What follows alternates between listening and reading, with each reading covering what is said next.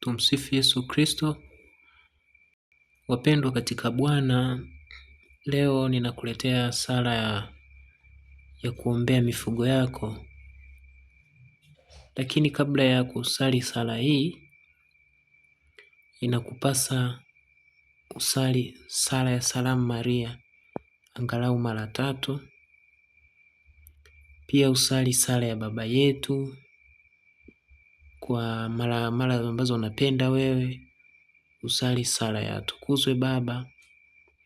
Na baada ya hapo inakubidi usali sala ya kutubu. Sala hii utakuwa unaisali kila siku kwa ajili ya mifugo yako,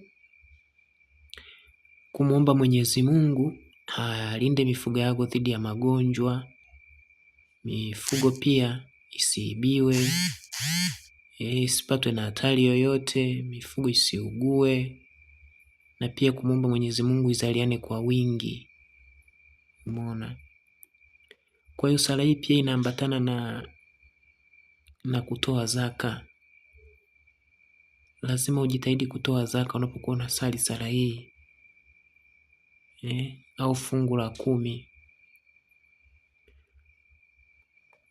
Lakini pia kama wewe ni mtu ambaye unapenda kusoma sana Biblia, unaweza kutoa malimbuko. Japo kwenye kanuni nyingi za kanisa ni kama hii kanuni imesahaulika. Malimbuko ni uzao wa kwanza wa mifugo yako au uzao wa kwanza wa mwanao kumzaa. Sasa kama tuseme ni ng'ombe, maanake inafaa umtoe ndama wa kwanza.